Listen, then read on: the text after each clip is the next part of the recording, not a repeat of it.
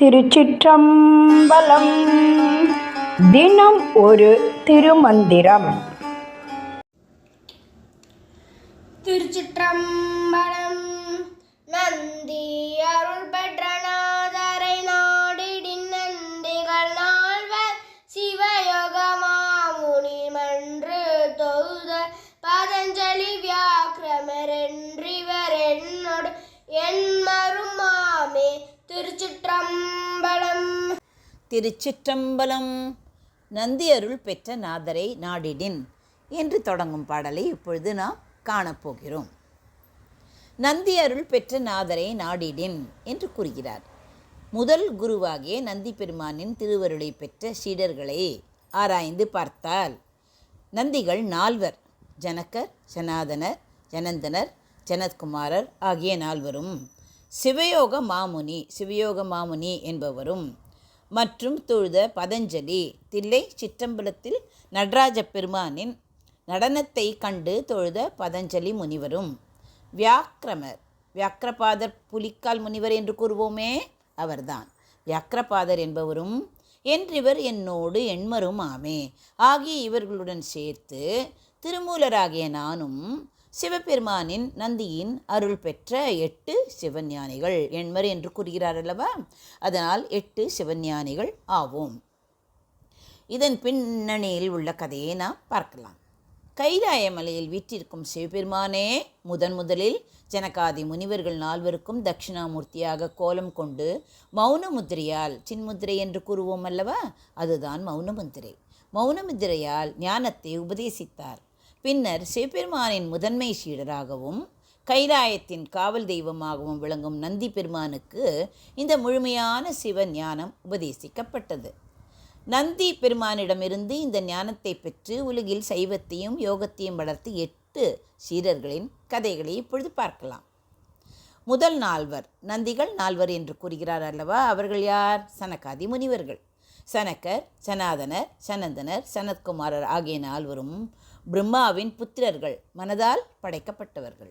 இவர்கள் உலக வாழ்க்கையில் ஈடுபடாமல் ஆன்ம ஞானத்தை தேடி அலைந்தார்கள்.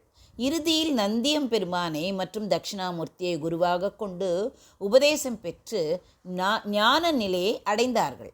இவர்களே நந்திகள் நால்வர் என்று இப்பாடலில் அழைக்கப்படுகிறார்கள். சிவயோக மாமுனி இவர் யார்? இவர் தீவிர சிவபக்தியிலும் யோக நெறியிலும் சிறந்து விளங்கிய ஒரு மாமுனிவராவார். நந்தி பெருமானிடம் நேரடியாக உபதேசம் பெற்று அஷ்டாங்க யோக நெறிகளை உலகிற்கு உணர்த்தியவர். வியாக்கிரபாதர், இவரைத்தான் நாம் புலிக்கால் முனிவர் என்று தமிழில் கூறுகிறோம். மத்தியந்தினர் என்ற முனிவரின் மகன் தில்லை என்றால் என்ன? சிதம்பரத்தில் உள்ள தில்லைவனத்தில் சிவபெருமானை வழிபட விரும்பினார். அதிகாலையில் என்ன செய்வார்? வண்டுகள் தீண்டுவதற்கு முன்னால் தூய்மையான மலர்களை பறிப்பார். அந்த மலர்களை பறித்து இறைவனுக்கு சாத்த வேண்டும் என்று ஆசைப்பட்டார். ஆனால் இருட்டில் மரங்களில் ஏறும்போதும் பனி படர்ந்த தரையில் நடக்கும்போதும் கண்கள் தெரியாமலும் கால்கள் வழுக்கியும் சிரமப்பட்டார். இறைவனிடம் வேண்டி மரங்களில் எளிதாக ஏறுவதற்கு புலியின் கால்களையும் நகங்களையும் இருட்டிலும் தெரியும் கூர்மையான கண்களையும் பெற்றார். இதனால் இவருக்கு வியாக்கிரபாதர், வியாக்கிரம் என்றால் என்ன? புலி, பாதர் என்றால் கால், அதனால் வியாக்கிரபாதர் என்ற பெயர் வந்தது.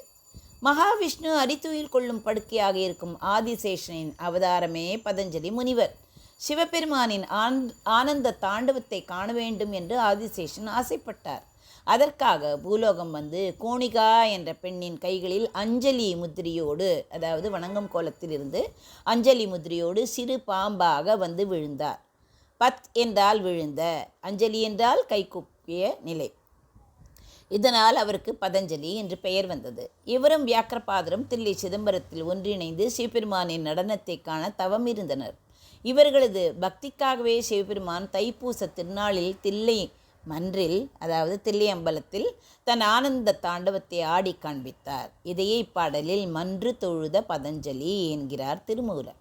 இந்த பாடலை இயற்றிய திருமூலரே 8வது சீடராவார். இவரை பற்றி நாம் கண்டறிவோம். சைவ சமயத்தின் ஞான நெறி என்பது சிவபெருமானிடம் தொடங்கி நந்தி பெருமான் மூலமாக இந்த 8 சீடர்களுக்கு வந்து அவர்கள் மூலமாகவே மனித குலத்தை வந்து அடைந்தது என்பதை திருமூலர் இப்பாடலில் மிக அழகாக பதிவு செய்துள்ளார்.